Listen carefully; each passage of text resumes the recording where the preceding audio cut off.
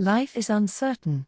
There will always be unexpected bumps along the way that you couldn't have possibly anticipated. How do you develop confidence navigating uncharted territory? This is the beauty of creating a life plan. It accommodates life's unknowns so you're not unprepared. With a solid strategy for how to make a life plan in place, you're able to embrace the challenges that can elevate your life if you have the right mindset and preparation. Learning how to create a life plan is much like creating a business map to guide your company's decisions. Creating a life plan allows you to pursue meaningful goals that align with your ultimate purpose in life.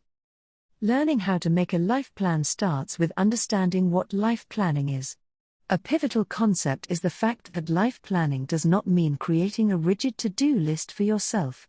Creating a life plan is more akin to creating a massive action plan. You're acknowledging up front that hurdles will inevitably arise. You're also allowing room for growth and change, internally, within yourself, and externally, in your life circumstances. Creating a life plan provides a flexible road map for getting from where you are now to where you want to be. You're creating a strategy to reach your goals and embrace change. Life planning helps you transition from dreaming about what you want in life to making it a reality. Setting goals is a critical component of life planning. But learning how to create a life plan takes you beyond goal setting. It adds an emotional element to those goals so everything you do is infused with meaning. With life planning, you get to the core of who you are, what you want and how to accomplish it. You're not just completing a task, you're behaving in alignment with your passions.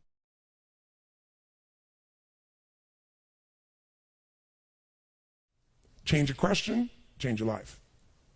When it comes to planning your life, I want to get you to learn to ask 3 questions now.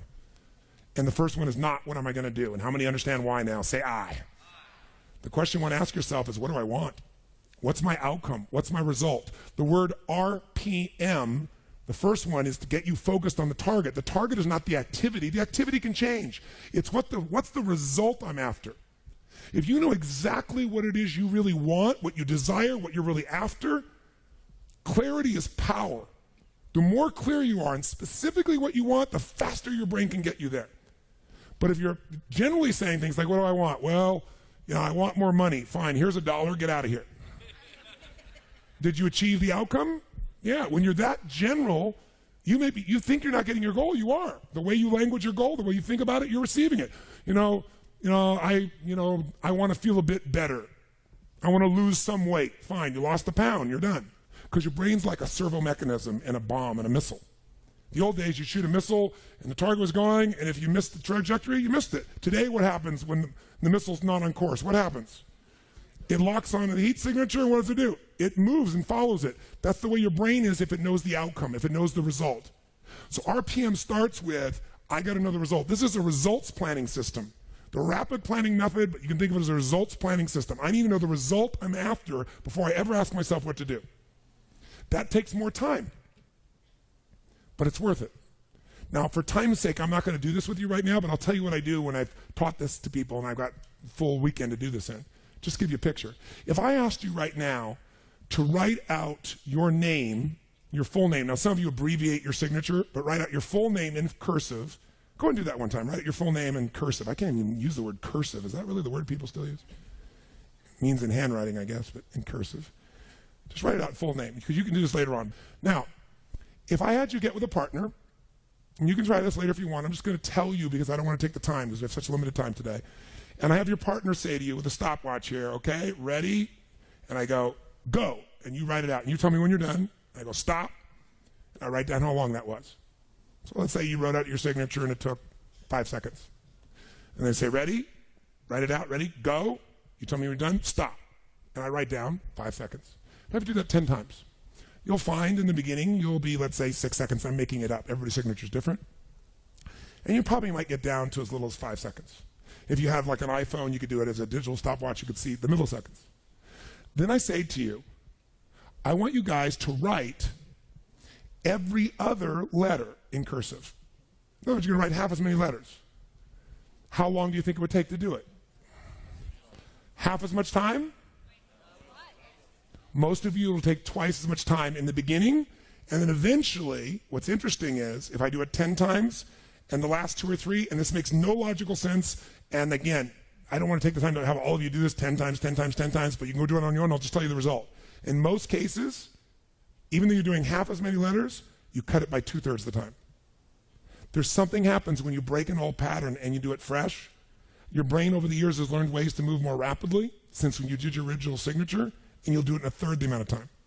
It'll take twice as much at first, and then it'll cost you 1/3 amount of time. Now let me tell you why I'm telling you this. The system I'm calling the rapid planning method, by the time I show it to you, you're gonna go, this takes more time than just making my to-do list. It will win. When will it take more time? When? Initially. But once you get it in your nervous system, it'll take you less time because your brain will be thinking in outcomes and not activities. And when you think in terms of outcomes and not activities, pretty soon some of the activities in your list you don't even need to do to get the outcome. You find a better way to get the outcome quicker. Now, how do you do that? You ask 3 questions. Question 1, what is my result? What is my outcome? What is it I really, truly want from this? If you're going back next week, and you say this next week, what are the most important what? Outcomes for me to get this week in my business? And you just write those outcomes out, not your action items, the outcomes. If you do that and nothing else, you'll be ahead of the game. And if you just keep looking at those outcomes every day, how am I doing on that outcome? Your brain will come up with ways to get to that outcome. I promise you. Focus on outcomes, not on activities. Action for most people, activities, most people may mistake movement for achievement. They mistake action items and to-dos for achievement. We're after the achievement. Are you with me on this? Yes or no? Yes. It's a different way of thinking, and I think all of you inherently have it. But if you make this ritualized, just like the things you've learned this week, they're all great, but if you don't systematize them, they'll work when you do them. But if you systematize them, right, and you see like Mr. Hallman here, where he goes in and just does it and makes sure it's being done again, or what you've seen Chet do, or what I do. You just do it over and over again, you don't miss it. Now the results are geometric. So I want to get you to systematize the thinking, whether you do it visually the way I'm going to show you or not. So, first question, what's the result I'm after? What's the ultimate result? What do I want out of this week, out of this thing, out of my business, out of my life, for my body? And you want to be as what as possible when you describe that outcome, that result. As what? As clear and specific as possible. Generalities will confuse you.